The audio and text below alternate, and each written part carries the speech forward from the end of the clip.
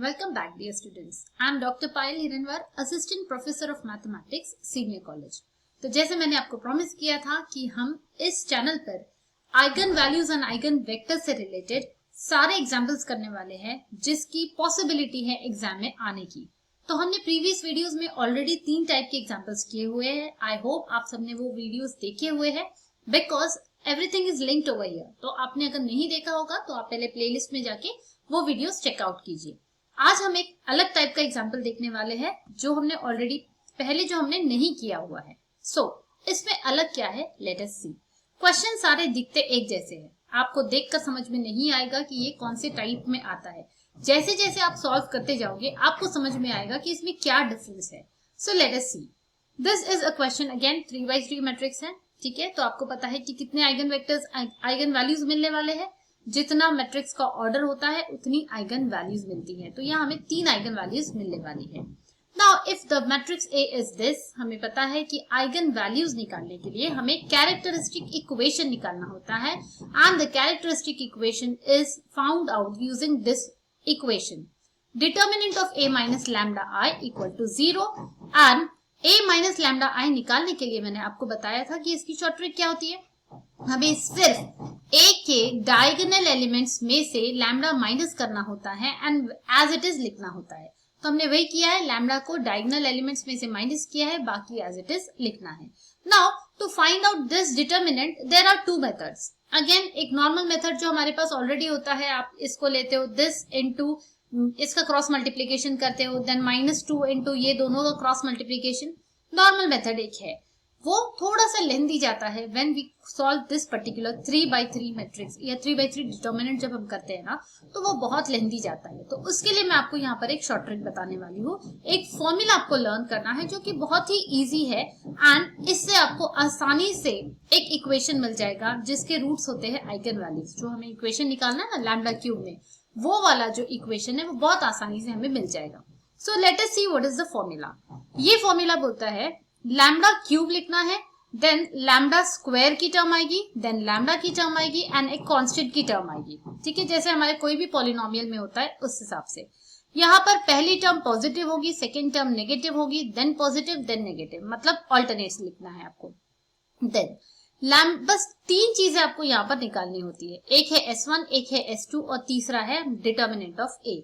अब S1 क्या होता है, लेट अस सी। तो S1 मतलब लैम्डा स्क्वायर का जो कोएफिशिएंट होगा वो हमें मिलता है S1 एंड वो क्या होता है, it is the sum of the diagonal elements of A। अब भले ही हम सॉल्व कर रहे हैं ये वाली वैल्यू A माइनस लैम्डा आई, लेकिन ये जो शॉर्ट ट्रिक मैंने आपको बताई है, ये जो फॉर्मूला बताया आपको, इसके लिए आपको सिर्फ A की जरूरत पड़ेगी, इस डिटर्मिनेंट की जरूरत नहीं पड़ेगी। तो what we have to do, इसके पहले डायगोनल एलिमेंट्स देखो। तो ये डायगोनल एलिमेंट्स जो आपको दिख रहे हैं, आपको उसका एडिशन करना है, इसका सम लेना है एंड ये आपको डायरेक्टली मिल जाएगा लैम्डा स्क्वायर का कोएफिशिएंट। तो here you can see that आपको क्या मिल रहा है, -2 + 1 मतलब -1। तो आपको सेकेंड टर्म क्या मिलने वाली है, here you will be getting this as, आपका जो इक्वेशन बनने वाला है वो कैसे मिलेगा, लैम्डा क्यूब माइनस ऑलरेडी था और आपको मिला है -1 इंटू लैम्डा स्क्वायर, ठीक है। अब हमें चाहिए लैम्डा का कोएफिशिएंट। तो ये कैसे निकालेंगे, उसके लिए ये फॉर्मूला होता है, you have to find out S2 and what is S2? S2 होता है sum of minors of diagonal elements. अब ये माइनर्स क्या है, लेट अस सी। तो माइनर क्या होता है बेटा, अगर जैसे मैंने निकाला यहाँ पर, पहले तो डायगोनल एलिमेंट्स का माइनर चाहिए, मतलब -2 का, 1 का एंड 0 का। तो अगर मुझे -2 का माइनर चाहिए तो मुझे क्या करना होता है, I simply have to delete the row and column in which -2 is there. मतलब अगर -2 का माइनर निकालना है तो वो जिस रो और जिस कॉलम में आता है उसको डिलीट कर दो और बाकी के जो बचे हुए एलिमेंट्स है उनका आपको डिटर्मिनेंट लेना है। तो क्या बचा हुआ यहाँ पर, यहाँ बचा है 1, -6, -2 एंड 0। तो ये हो गया किसका माइनर, ये है माइनर ऑफ -2, ठीक है। वैसे ही आपको सारे डायगोनल एलिमेंट्स का माइनर निकालना है। तो दैट मींस 1 का माइनर कैसे निकलेगा, यहाँ पर 1 का माइनर निकालने के लिए आपको 1 जिस रो और कॉलम में आता है उसको डिलीट करना है, that means this and this. बचे हुए को आपको लिखना है डिटर्मिनेंट फॉर्म में, दैट मींस -2, -3, -1 एंड 0। तो ये बन गया आपका माइनर ऑफ एलिमेंट 1। वैसे ही आपको जीरो का भी माइनर निकालना है। वो कैसे निकालोगे? जिस रो और कॉलम में जीरो आता है उसको डिलीट कर दो और बाकी को डिटर्मिनेंट फॉर्म में लिखो। That means -2, 2, 2 and 1। बस अब इसको वैल्यू आपको सॉल्व करना है। जो वैल्यू आएगी that will become the coefficient of lambda. तो लैम्डा के सामने कौन सी टर्म लिखनी है आपको? -21। सो -21 मिल गया आपको coefficient of lambda. And last term is simply you have to find the determinant of A. तो डिटर्मिनेंट ऑफ ए निकालने के लिए आप सबको पता है, ये सिंपली आपको ये मैट्रिक्स का डिटर्मिनेंट ले लेना है। You will get that value.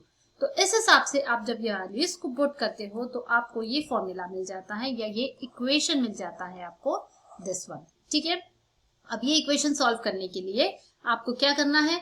एक है ट्रायल एंड एरर मेथड। आपको एक एक करके वैल्यूज पुट करके देखनी है, या तो सबसे शॉर्टकट तरीका बताओ, आजकल तो साइंटिफिक कैलकुलेटर्स होते हैं आप लोगों के पास में, उसमें आप पुट कर दो and you can easily find out the roots of this particular equation. ठीक है, तो आपको पता चलेगा जब आप कैलकुलेट करते हो कि यहाँ पर 3 रूट्स मिलने वाले हैं एंड तीनों वैल्यूज है -3, -3 एंड 5। एंड इन्हीं को, जो लैम्डा की वैल्यूज होती है, इन्हीं को बोला जाता है आइगन वैल्यूज। तो हमें आइगन वैल्यूज मिल गई। यहाँ तक अगर आप सॉल्व कर लेते हो तो आपको 3 मार्क्स मिल जाते हैं एग्जाम में। क्वेश्चन आता है कितने मार्क्स के लिए? 6 मार्क्स के लिए। अब आगे क्या फाइंड करना है? Eigen vector. हर एक आइगन वैल्यू के लिए कम से कम एक आइगन वेक्टर निकाल के दिखाना है। अब यहाँ अलग क्या है इस एग्जाम्पल में? अभी तक हमने जो एग्जाम्पल्स किए थे तो उसमें लैम्डा की हमें डिफरेंट वैल्यूज मिली थी, तीनों वैल्यूज अलग थी। यहाँ पर वैल्यूज रिपीटेड है, isn't it? The values are repeated। तो इस टाइप के एग्जाम्पल में क्या अलग होता है अभी हम देखते हैं।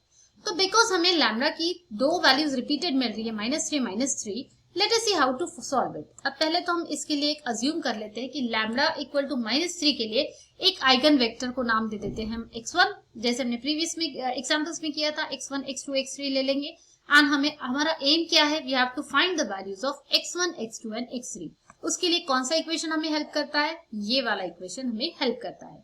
तो इसमें लैम्डा की वैल्यू पुट कर देंगे हम 3 एंड a + 3i निकालने का शॉर्टकट बताया है आपको। क्या करना है? सिर्फ मैट्रिक्स ए में मैट्रिक्स ए के डायगोनल एलिमेंट्स में आपको 3 ऐड करते जाना है, बाकी as it is matrix A लिखना है। तो 3 ऐड करने के बाद में वी गेट दिस मैट्रिक्स। अब इसको सॉल्व करने का भी आपको तरीका बताया था। ठीक है, उससे पहले एक चीज यहाँ ध्यान दो, जब भी आपको ये चीज मिल जाती है, इस टाइप का इक्वेशन मिलता है, आपको यहाँ पर चेक करना होता है कि क्या आपको तीनों इक्वेशंस अलग अलग मिल रहे हैं या एक जैसे मिल रहे हैं। तो यहाँ आप देखोगे ये तीनों इक्वेशन आपको सेम मिलने वाले हैं, 1, 2, 3, 2, 4, 6, ये एक दूसरे के मल्टीपल्स है। So when you solve this, actually आपको एक ही इक्वेशन मिलने वाला है, एक ही इंडिपेंडेंट इक्वेशन मिलेगा and which is this particular equation. आप लिख के देख सकते हो। आप जब इसको सॉल्व करोगे आपको दिखने के लिए 3 इक्वेशंस मिलेंगे, बट वो तीनों इक्वेशंस सेम होंगे। तो जब ऐसा होता है तो प्रॉब्लम क्या होती है? हमें ये पता है कि 3 इंडिपेंडेंट वेरिएबल्स के लिए हमें कम से कम 3 इक्वेशंस चाहिए ताकि हम उनकी वैल्यूज निकाल सके। 2 इंडिपेंडेंट वेरिएबल्स है तो हमें 2 इक्वेशन चाहिए होता है, हम दोनों को साइमल्टेनियसली सॉल्व करके हम वैल्यूज निकालते। अब यहाँ प्रॉब्लम ये है कि हमारे पास अननोन्स कितने हैं या इंडिपेंडेंट वेरिएबल्स कितने हैं? हमारे पास 3 और इक्वेशन कितने हैं? 1। बहुत नाइंसाफी है। अब क्या किया जाए?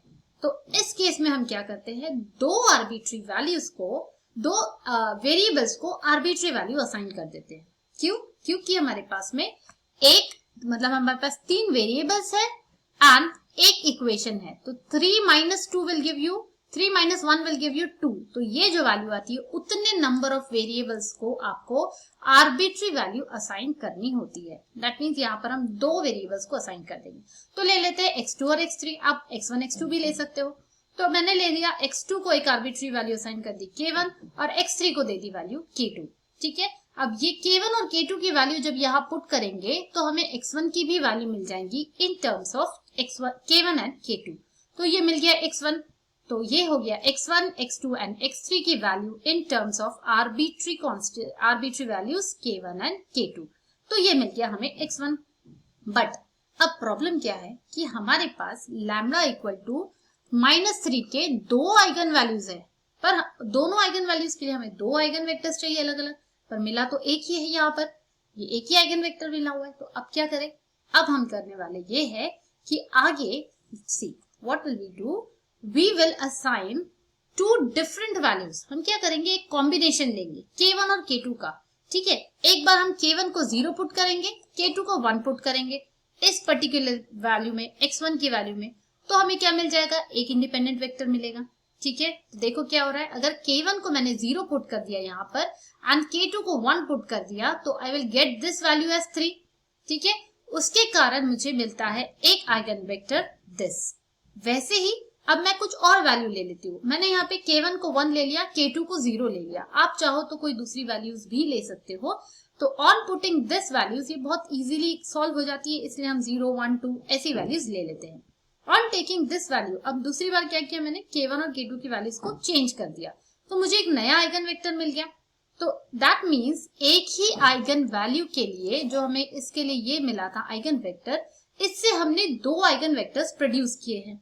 कैसे, इन दोनों K1 और K2 को अलग अलग वैल्यूज असाइन करके। ठीक है, तो ये मिल गया एक आइगन वेक्टर, ये मिल गया दूसरा। सो एक हम बोल सकते हैं एक लैम्डा इक्वल टू -3 के लिए हमारे पास में, बिकॉज ये रिपीटेड वैल्यूज थी, यहाँ पर 2 बार आया था लैम्डा इक्वल टू -3, तो हमें कम से कम 2 आइगन वेक्टर दिखाने थे and these are the 2 independent eigen vectors. मतलब ये दोनों इंडिपेंडेंट आइगन वेक्टर्स है। अब जो बाकी के होंगे ना, जैसे मैंने आपको बताया था कि बहुत सारे हमको आइगन वेक्टर्स मिल सकते हैं। ठीक है, तो जो अदर आइगन वेक्टर्स रहेंगे corresponding to lambda equal to -3, वो जो होंगे वो इन दोनों के लीनियर कॉम्बिनेशन होंगे।